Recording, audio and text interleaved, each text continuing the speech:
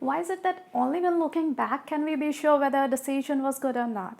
It's because what seems to be the best option in the moment isn't always the right one for us. Let's see quickly how that happens and what can we do instead to make better decisions in life. The option that instinctively feels right, that could be a heuristic trap, the shortcuts that our brain takes to save energy. And these shortcuts are really helpful, but when it comes to making routine decisions, like what would you like to order at your favorite cafe? But when it comes to making decision about something new, our brain quickly finds a past experience that sounds similar and it suggests what worked in that situation. And that's good, right? But the problem is that it can ignore some potentially important stuff to find that similarity. And so what worked before doesn't necessarily mean will work again. If you can, sleep on it. But we don't always have that luxury, do we? So the next best thing is to do something different for a while. This will give our brain the opportunity to keep working in the background without us interrupting with it. And it connects ideas and thoughts that we wouldn't even have consciously thought of.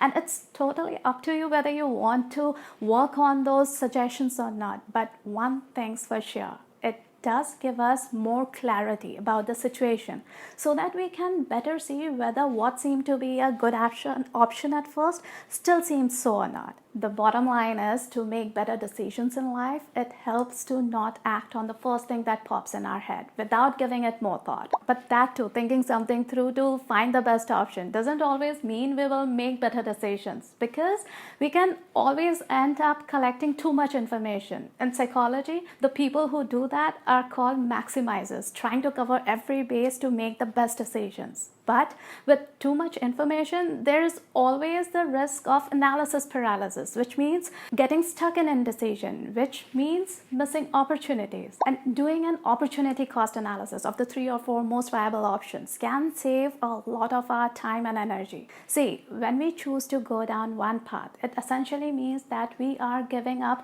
the other available paths, right? That's the cost of this choice. So figure out which option leaves you with the least regret of all. To make it easy, make a 5-point credit and debit side list, where you put all that's good on one side and all the drawbacks on the other side.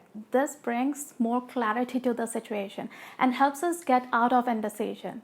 A good enough decision is always better than no decision at all. You agree with me, right? And here's a pro tip to avoid decision fatigue. Make smaller everyday decisions part of a routine or batch them, like meal planning or sorting at the beginning of every week what you are going to wear each day. Getting these smaller decisions out of the way leaves more energy for our brain to process the information and make better decisions. But to do the opportunity cost analysis, we have to be clear about our priorities in life, not the ones that we have been conditioned to think are important, like that's what is usually done or that's what we are supposed to do, but the ones that are truly important for us. Because otherwise, the fear of missing out and the fear of failure, they start to dictate what looks like the best decision for us. And a simple way to figure out what our true priorities are is to ask, how would I like my life to look 10 years from now if I didn't care what anyone thought, or if there was nothing holding me back? This question slips us past the conscious barriers in our mind to take a look at what would make us feel truly happy and satisfied and fulfilled in life. It helps us bypass for a few moments the cognitive biases and distortions that make the fear of failure or of missing out influence what we think is the best decision for us. So to make better decisions, quickly check whether it ties in with your priorities or not before choosing to act on any option, because sometimes now is not the best time to make the choices that we really want to make, but we can absolutely choose not to make the decisions that take us in a different direction, right? So even if something looks like the second best option but ties in with what we truly want in life, then that's the one for us. And if it's really going to be worth the risk, if the fear of failure is holding you back, then these two will show you how to make that choice confidently. I hope you found this video useful. Take care, and I'll meet you right over there.